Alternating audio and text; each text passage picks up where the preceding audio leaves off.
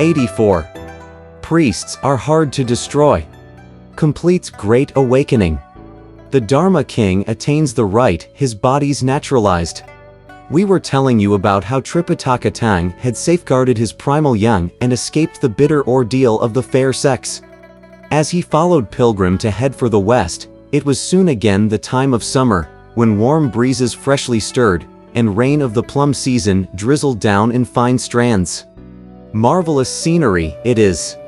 Lush and dense is the green shade. In light breeze, young swallows parade. New lilies unfold on the ponds.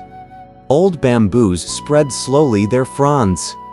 The sky joins the meadows in green. Mountain blooms o'er the ground are seen. Sword-like rushes stand by the brook. Pomegranates redden this sketchbook. Master and disciples, the four of them, had to endure the heat, of course. As they proceeded, they came upon 2 rows of tall willows flanking the road. From within the willow shade, an old woman suddenly walked out, leading a young child by the hand. "Priest," she cried aloud to the Tang monk, "you must stop right now. Turn your horse around and return to the east quickly. The road to the west leads only to death." So startled was Tripitaka that he leapt down from the horse and bowed to her, saying, "Old Bodhisattva, as the ancients have said, the ocean is wide so fishes may leap. The sky is empty so birds may fly. How could it be that a road to the west is lacking?" Pointing westward with her finger, the old woman said, "About 5 or 6 miles from here is the Dharma-destroying kingdom. In some previous incarnation, somewhere the king must have contracted evil karma so that in this life he sins without cause. 2 years ago, he made a stupendous vow that he would kill 10,000 Buddhist priests. Until now he has succeeded in slaughtering 9,996 nameless monks. All he is waiting for now are 4 more monks, preferably with names, and the perfect score of 10,000 will be reached. If you people arrive at his city, you will all become life-giving King Bodhisattvas." Terror-stricken by these words, Tripitaka said, trembling all over, "Old Bodhisattva, I'm profoundly grateful for your kindness, and I can't thank you enough. May I ask whether there is another road that conveniently bypasses the city? This poor monk will gladly take such a road and proceed." With a giggle, the old woman replied, "You can't bypass the city. You simply can't. You might do so only if you could fly." At once 8 Rules began to wag his tongue and said, "Mama, don't speak such scary words. We're all able to fly." With his fiery eyes and diamond pupils, however, Pilgrim was the only one who could discern the truth. The old woman and the child were actually the Bodhisattva Guanyin and the boy skilled in wealth. So alarmed was he that he went to his knees immediately and cried, "Bodhisattva, pardon your disciples for failing to meet you." Gently the Bodhisattva rose on a petal of pink cloud, so astounding the elder Tang that he did not quite know where to stand. All he could do was to fall on his knees to kowtow, and 8 Rules and Sha Monk too went hurriedly to their knees to bow to the sky. In a moment, the auspicious cloud drifted away to return to South Sea.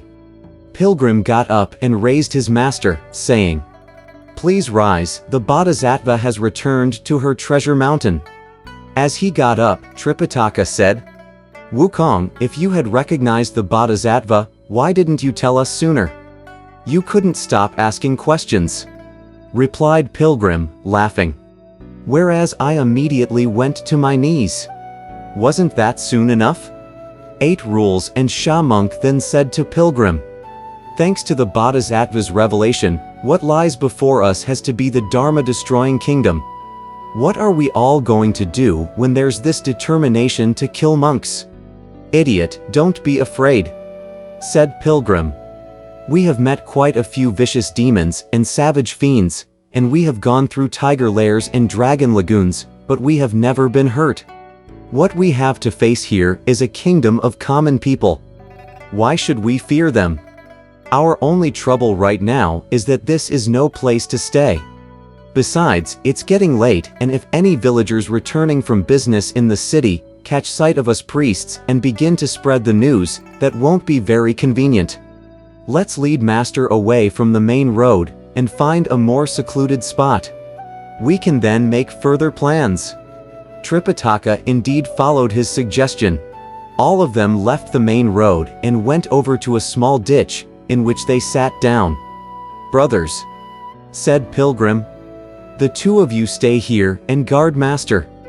Let Old Monkey go in transformation to look over the city. Perhaps I can find a road that's out of the way, which will take us through the region this very night." "O disciple," urged the Tang monk, "don't take this lightly, for you're going against the law of a king. Do be careful. Relax. Relax," replied Pilgrim with a smile. "Old Monkey will manage. Dear great sage." When he finished speaking, he leapt into the air with a loud whistle. How fantastic! Neither pulled from above by strings, nor supported below by cranes. Like us all, 2 parents he owns, but only he has lighter bones. Standing at the edge of the clouds, he peered below and saw that the city was flooded by airs of gladness and auspicious luminosity. "What a lovely place," Pilgrim said. "Why does it want to destroy the Dharma?" As he stared at the place, it gradually grew dark. He saw that at letter 10 crossings lamps flared brightly. At 9-tiered halls incense rose and bells tolled. 7 glowing stars lit up the blue sky. In 8 quarters travelers dropped their gear. From the 6 core camps, the painted bugles just faintly sounded. In the 5 watch tower, by drop the copper pot began dripping. On 4 sides night fog thickened. At 3 marts chilly mist spread out. Spouses, in 2s, entered the silken drapes. When one bright moon ascended the east, he thought to himself, "I would like to go down to the business districts to look over the roadways, but with a face like mine, people will undoubtedly holler that I'm a priest if they see me. I'll transform myself." Making the magic sign and reciting a spell, he changed with one shake of his body into a moth. A small shape with light, agile wings. He dives to snuff candles and lamps. By metamorphosis he gains his true form. Most active midst rotted grasses, he strikes flames for love of hot light. Flying, circling without ceasing. Purple-robed, fragrant-winged, chasing the fireflies. He likes most the deep windless night.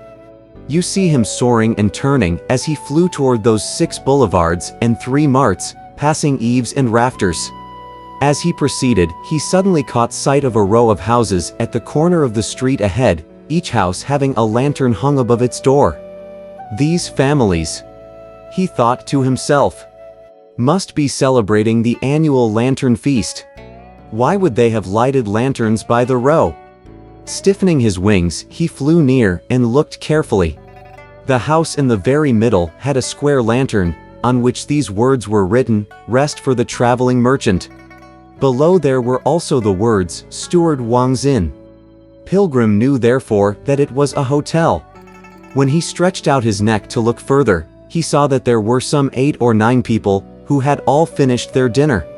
Having loosened their clothes, taken off their head wraps, and washed their hands and feet, they had taken to their beds to sleep. Secretly pleased, Pilgrim said, "Master may pass through, after all." How did he know so readily that his master might pass through, you ask? He was about to follow a wicked scheme.